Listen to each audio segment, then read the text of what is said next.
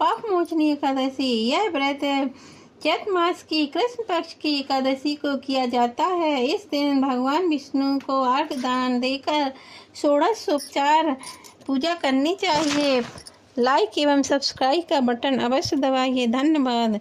पाप मोचनी एकादशी की कथा। प्राचीन समय में चैत्र रथ नामक अति रमणीय वन था। इसी वन में देवराज इंद्र गंधर्व कन्याओं तथा देवताओं सहित स्वच्छंद विहार करते थे। मेघावी नामक ऋषि भी यहीं तपस्या करते थे। ऋषि शिवोपासक तथा अप्सराएं शिवद्रोहिणी अनंगदासी अनुचरी थी। एक समय का प्रसंग है कि रति नामक कामदेव ने मेघावी मुनि की तपस्या भंग करने के लिए मंजूघोषा नामक अप्सरा को नृत्य गान करने के लिए उनके सम्मुख भेजा। युवावस्था वाले ऋषि अप्सरा के हाव भाव, नृत्य, गीत तथा कटाक्ष पर काम से मोहित हो गए। रति क्रीड़ा करते हुए संतान वर्ष बीत गए। मंजूघोषा ने एक दिन अपने स्थान पर जाने की आज्ञा मांगी।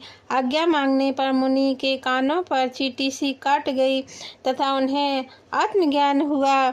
अपने को रसातल में पहुंचाने का एकमात्र कारण अप्सरा मंजूघोषा को समझकर मुनि ने उसे पिशाचिनी होने का शाप दे दिया। इस शाप सुनकर मंजूघोषा ने वायु द्वारा प्रताड़ित कल्ली वृक्ष की भांति कांपते हुए मुक्ति का उपाय पूछा तथा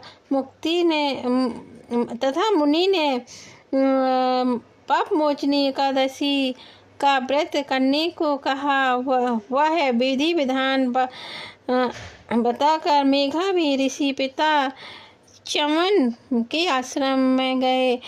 शाप की बात सुनकर च्यवन ऋषि ने पुत्र की घोर निंदा की तथा उन्हें चैत्र मास की पाप मोचनी एकादशी का व्रत करने को कहा। आज्ञा दी। व्रत करने के प्रभाव से मंजूघोषा अप्सरा पिशाचिनी देह से मुक्त होकर सुंदर देह धारण कर स्वर्ग को प्राप्त हुई। स्वर्ग को चली गई। कथा संपन्न।